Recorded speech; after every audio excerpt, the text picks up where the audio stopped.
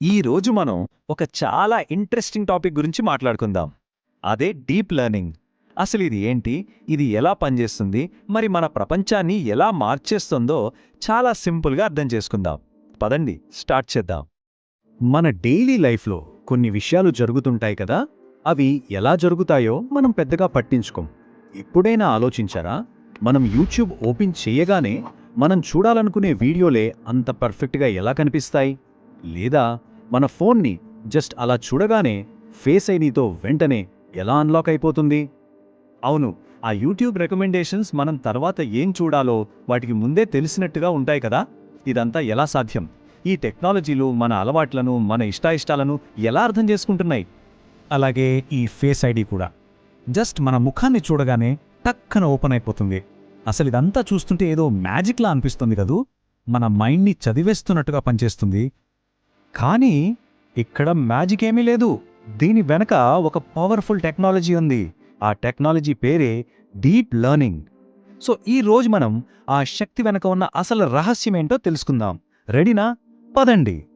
Okay, మరి ఇంతలా మాట్లాడుకుంటున్నాం కదా, అసలు ఈ డీప్ లెర్నింగ్ అంటే ఏంటి? Okay, then we've been talking so much about it, right?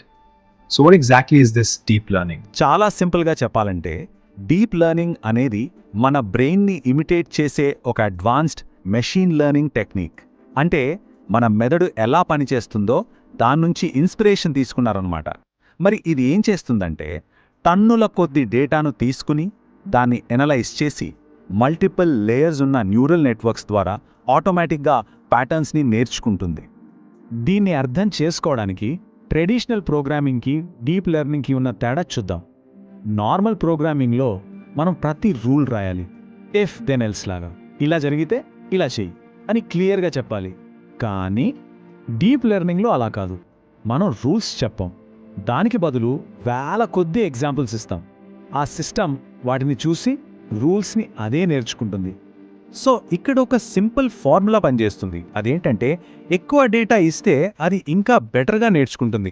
దానివల్ల మనకొక స్మార్ట్ ఏఐ తయారవుతుంది.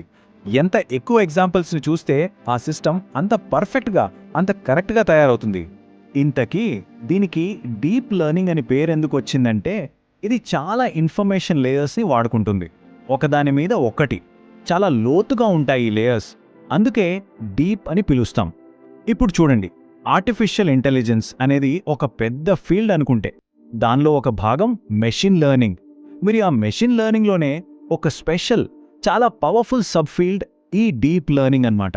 సరే, ఇప్పుడు మెషిన్ లెర్నింగ్కి డీప్ లెర్నింగ్కి మధ్య ఉన్న అసలు తేడా ఏంటో కొంచెం డీప్గా చూద్దాం. మెషిన్ లెర్నింగ్లో మనం ఫీచర్ ఇంజనీరింగ్ అనే ఒక పనిని మాన్యువల్గా చేయాలి. అంటే ఏంటంటే, డేటాలో ఏవి ముఖ్యమైన ఫీచర్సో, ఏవి కాదో మనమే గుర్తించి సిస్టమ్కి ఫీడ్ చేయాలి. కానీ డీప్ లెర్నింగ్లో ఉన్న మ్యాజిక్ ఏంటంటే, ఈ పని కూడా అదే చేసుకుంటుంది. అంటే ఆటోమేటిక్ ఫీచర్ డిస్కవరీ చేస్తుంది, ప్యాటర్న్స్ని అదే వెతుక్కుంటుంది. ఒక చిన్న ఎగ్జాంపుల్ తీసుకుందాం. మనం పిల్లిని, కుక్కని గుర్తించే ఒక సిస్టమ్ తయారు చేస్తున్నాం అనుకుందాం.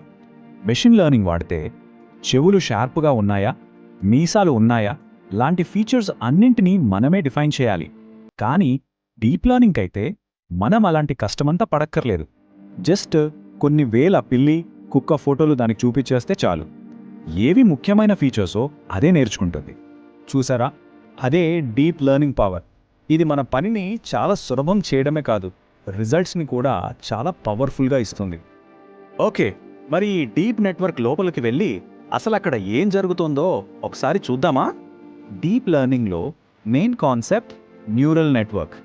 ఇందాక చెప్పుకున్నట్టే, ఇది మన హ్యూమన్ బ్రెయిన్ ఎలా పనిచేస్తుందో, దాని స్ట్రక్చర్ ఎలా ఉంటుందో దాని నుంచి ఇన్స్పైర్ అయి క్రియేట్ చేశారు. మన బ్రెయిన్లో న్యూరాన్స్ ఎలా కనెక్ట్ అయి ఉంటాయో ఇది కూడా అచ్చం అలాగే పనిచేస్తుంది. ఈ నెట్వర్క్లో మనకి ముఖ్యంగా 3 భాగాలుంటాయి. ఒకటి ఇన్పుట్ లేయర్. ఇది రా డేటాని తీసుకుంటుంది. అంటే ఒక ఇమేజ్ కావచ్చు, వాయిస్ కావచ్చు, లేదా టెక్స్ట్ కావచ్చు. ఇక మధ్యలో ఉండేవి హిడెన్ లేయర్స్. అసలు మ్యాజిక్ అంతా జరిగేది ఇక్కడే. ఒక్కో లేయర్ తన ముందున్న లేయర్ నుంచి వచ్చిన ఇన్ఫర్మేషన్ని ఇంకా డీప్గా అనలైజ్ చేసి ప్యాటర్న్స్ని గుర్తిస్తుంది. ఫైనల్గా మూడోది అవుట్పుట్ లేయర్.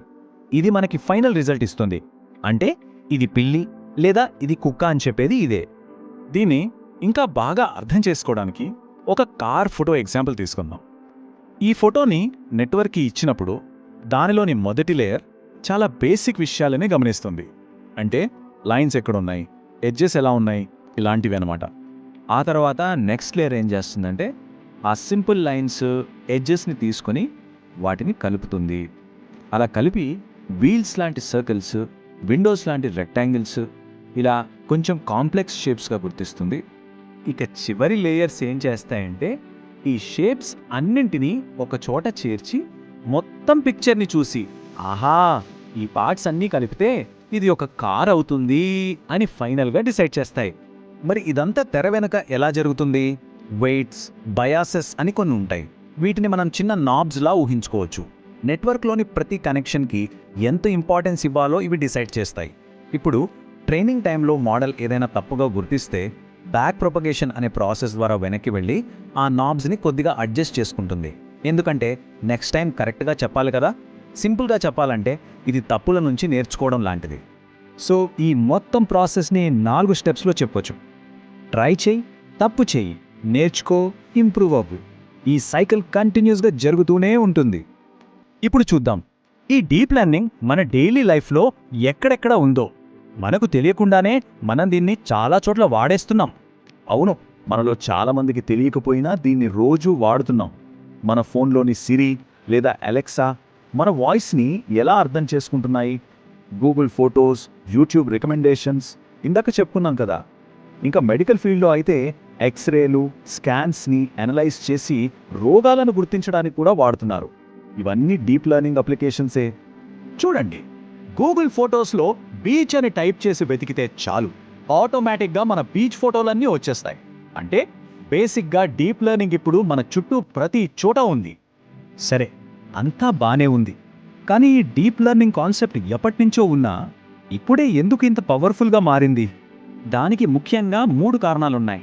1, మన దగ్గర ఇప్పుడు టన్నుల కొద్దీ డేటా అందుబాటులో ఉంది. 2, జీపీయూల లాంటి చాలా పవర్ఫుల్ హార్డ్వేర్ ఉంది. 3, మన అల్గోరిథమ్స్ కూడా చాలా మెరుగయ్యాయి. ఈ 3 కలవడం వల్లే ఒకప్పుడు అసాధ్యం అనుకున్న ప్రాబ్లమ్స్ని కూడా ఇప్పుడు మనం ఈజీగా సాల్వ్ చేయగలుగుతున్నాం. మళ్ళీ మన బ్రెయిన్ ఎగ్జాంపుల్కి వస్తే, మనం ఒక స్కిల్ని ప్రాక్టీస్ చేసి చేసి ఎలా ఇంప్రూవ్ చేసుకుంటామో, డీప్ లెర్నింగ్ మోడల్ కూడా డేటాతో ప్రాక్టీస్ చేసి అలానే ఇంప్రూవ్ అవుతుంది. సింపుల్గా చెప్పాలంటే ఎక్స్పీరియన్స్ ప్రాక్టీస్గా మారి ఆ ప్రాక్టీస్ ఇంటెలిజెన్స్గా మారుతుంది. సరే, ఇదంతా ప్రస్తుతం. మరి భవిష్యత్తు ఏంటి?